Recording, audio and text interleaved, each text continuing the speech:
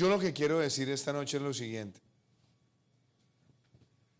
Nuestras naciones no son dos países que se encontraron por circunstancias.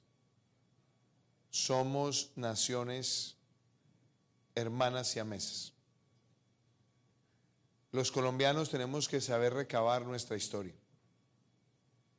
Esta tarde, cuando estaba en el Congreso de la República y veía ondear las banderas de Colombia al lado de las banderas dominicanas, pensaba yo si los ciudadanos colombianos saben de dónde viene ese tricolor. ¿A quién se le ocurrió ese tricolor? Cuando el Libertador, después de la muerte de María Teresa del Toro, en los albores de 1800, regresó a Europa con la tristeza de haber perdido a su amada y se fue a una época de liberación y libertinaje emocional.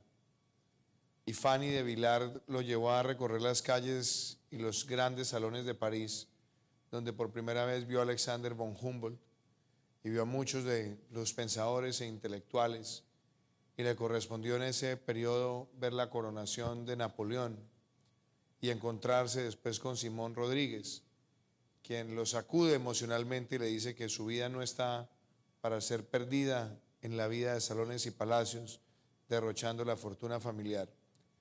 Y van al Monte Sacro y hace ese juramento excepcional de regresar a la América a liberarla y después emprender esa salida desde el puerto de Cádiz, nuevamente rumbo a La Guaira, pero haciendo una escala en el puerto de Charleston, y donde pasa 3 meses en los Estados Unidos antes de regresar, y después de emprender el camino de las sociedades de la libertad, que además tenían lugar en la bella hacienda de San Mateo, y después buscar dónde empezaba ese germen de la libertad y de la revolución.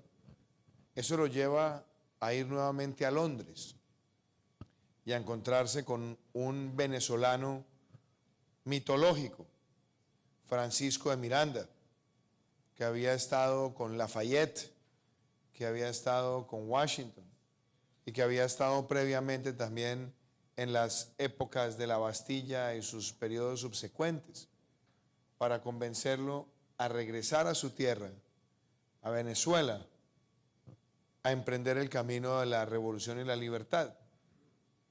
Francisco de Miranda llega a territorio venezolano, lo aguardan a él, y cuando llega, se para y dice: necesitamos la bandera de la República, la bandera de la libertad.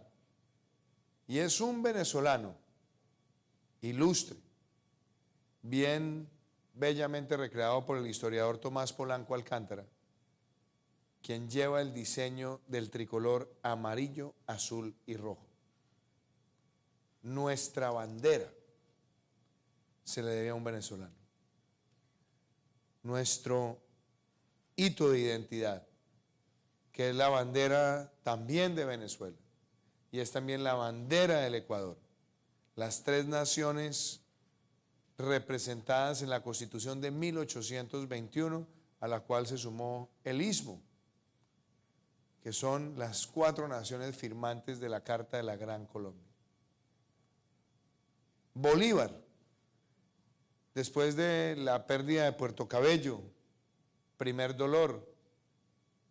Después, Bolívar, cuando cae en la retoma española que entra a Caracas y que lo lleva a huir por el Caribe, aquí cerca, donde lo estaba esperando en Haití Alexander Pétion, y que le propició unos recursos para reemprender su lucha y después llegar a Cartagena y encontrarse con ese Estado Libre de Cartagena que le financia su retorno a la actividad militar en alas de la revolución por el Magdalena hacia abajo, partiendo de Monpós, y después encontrarse con Santander y después con Páez, y llegar después a Angostura en febrero de 1819 y salir de Angostura para llegar después de una inundación terrible a la Orinoquía a convencer a Páez de que le prestara su ejército para cruzar el páramo de Pisba y de hacerlo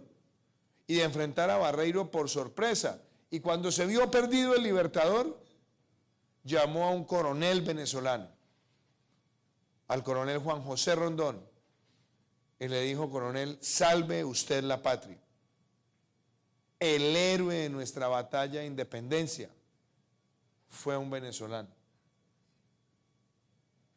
quien comandó a nuestros lanceros, recreados en el himno como los centauros indomables.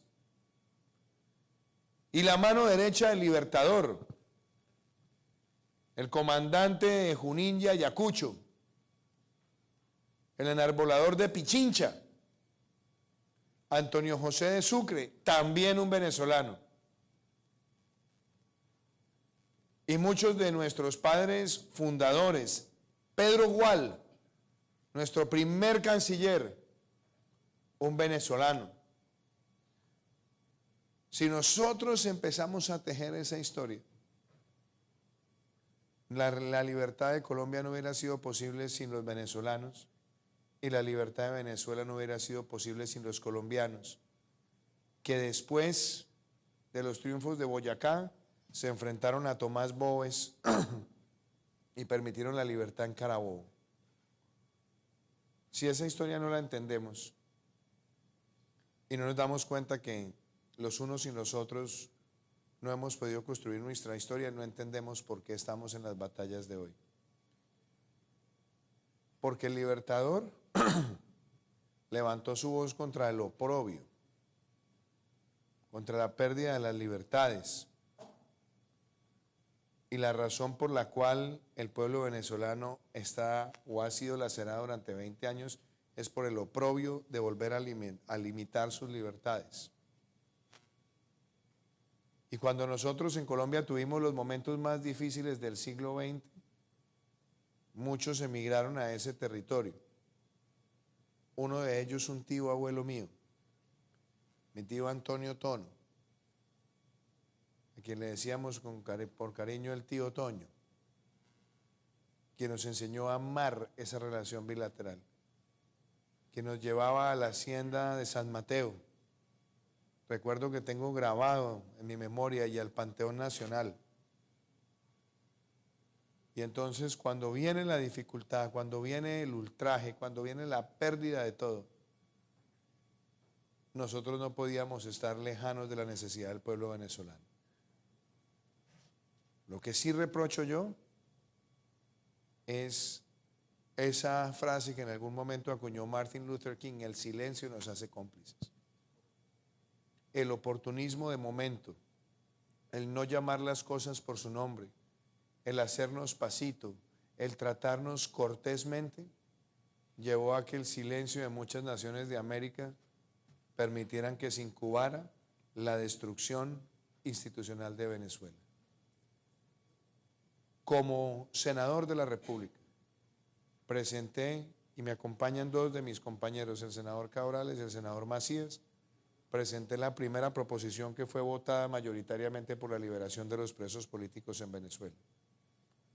Con el apoyo de ellos logramos tramitar en el Congreso de Colombia un respaldo mayoritario a la denuncia contra Nicolás Maduro ante la Corte Penal Internacional, que condujo a la investigación que hoy se cierne sobre ese bandido. Y adicionalmente, como senador participé en los debates donde alerté a Colombia de la crisis migratoria que se avecinaba. Pero en ese momento se necesitaba la complacencia de Maduro para algunas labores. Y entonces para ese momento el oportunismo permitía que nos hiciéramos pasito. Como presidente nunca he dejado de levantar mi voz, porque la voz que a mí me une con el pueblo venezolano es la misma voz que nos llevó a nuestra independencia, la de luchar contra el ultraje, contra la opresión y contra la limitación de las libertades. Y no somos un país rico.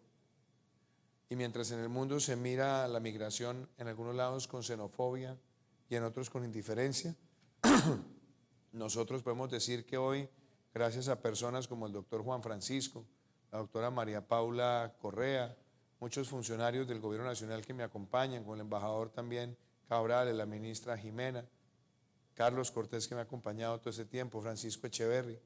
Si no hubiéramos sumado todos estos esfuerzos, no tendríamos un estatuto de protección temporal que ya está próxima a llegar a 1 millón de tarjetas entregadas en las manos de ciudadanos venezolanos que tienen todos los derechos de los colombianos, con la excepción del derecho al sufragio, y que recrea ese artículo 83 de la Constitución del 6 de octubre de 1821.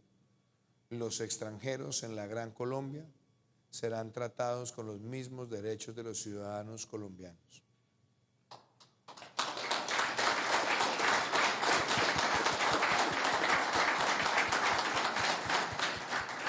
Y entonces el mensaje de la trascendencia, ¿cuál es? Luchar hasta la victoria. Maduro se puede jactar de que dice al presidente Duque le quedan 100 días. Al presidente Duque, no al demócrata Duque. Porque para defender la democracia yo no necesito título alguno. Y para defender la libertad del pueblo venezolano no necesito título alguno. Es una lucha de vida.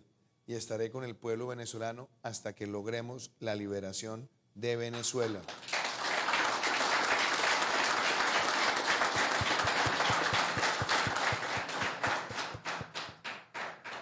Y que lo sepan todos, las dictaduras siempre tienen un manejo del tiempo distinto al de los sometidos por esos regímenes.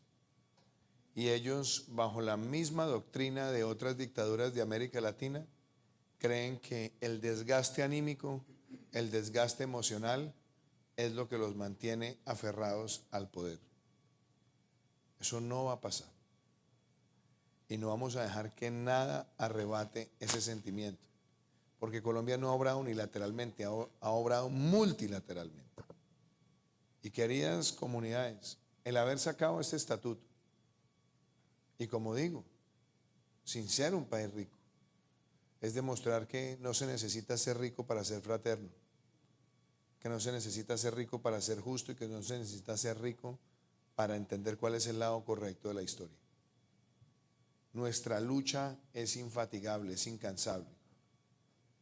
Y el mensaje que yo sí le envío al pueblo venezolano, y sobre todo a la resistencia democrática, no a la oposición, como tratan de llamarlos algunos, para tratar de dejar en esto un marco casi que de disputa legítima. La resistencia democrática necesita unirse más que nunca, dejar a un lado pequeñas rencillas, concentrarse en lo más importante. El pueblo venezolano tiene nuestro respaldo, tiene nuestro apoyo, y la voz de las democracias en el mundo hoy legitiman más esta causa, porque lo que le ha hecho Nicolás Maduro al pueblo venezolano es lo mismo que le ha hecho su aliado Vladimir Putin al pueblo ucraniano. Generar las dos crisis migratorias más impresionantes del mundo el día de hoy. Esta bandera la recibo con afecto. El reconocimiento lo agradezco, lo guardaré. Pero ese tricolor que nos une es el que nos mantiene firmes en la lucha y en la batalla. Que cada familia colombiana que hoy tiene a un vecino, a un hermano, a un primo venezolano, se unan, y que una familia venezolana hoy pueda adquirir una vivienda, que pueda hoy entrar al régimen de seguridad social, al sistema educativo, al sistema prestacional, que pueda ser visible, como se llama esta campaña, es una apuesta para el futuro, pero es una apuesta también de presente. Porque lo que sí tengo absolutamente claro es que la horrible noche va a cesar, y que cuando cese la horrible noche, como lo dice nuestro himno nacional, esos corazones y esas familias venezolanas que llegaron a Colombia y que posiblemente retornen, y si no retornan, posiblemente vuelvan a unirse con sus familias, así sea a la distancia, pero que vuelvan a sentir esas dos patrias unidas, ese será el nuevo reverdecer de una relación bilateral. Mi mensaje para ustedes, y lo digo con el corazón siempre en alto: muchas batallas nos pueden traer impopularidades, Hoy estaba, y aquí tengo en mi bolsillo la carta que le enviaba el Libertador a Juan José Flores después del asesinato del mariscal Sucre en Berruecos. Era un Libertador acongojado, triste, de alguna manera deprimido. Pero al final, cuando se encontró en esa cama en la estancia de don Joaquín de Mier, hoy conocida como la Quinta de San Pedro Alejandrino en la ciudad de Santa Marta, el mensaje de Bolívar es el mensaje que vamos a consolidar. Si mi muerte contribuye a que cesen los partidos y se consolide la unión, bajaré tranquilo al sepulcro. La unión de nuestros pueblos, sin tener unidades administrativas compartidas, es tal vez la más fuerte que hayamos visto en nuestra historia, porque estamos unidos en la adversidad y estaremos unidos en la recuperación de la libertad. Muchísimas gracias.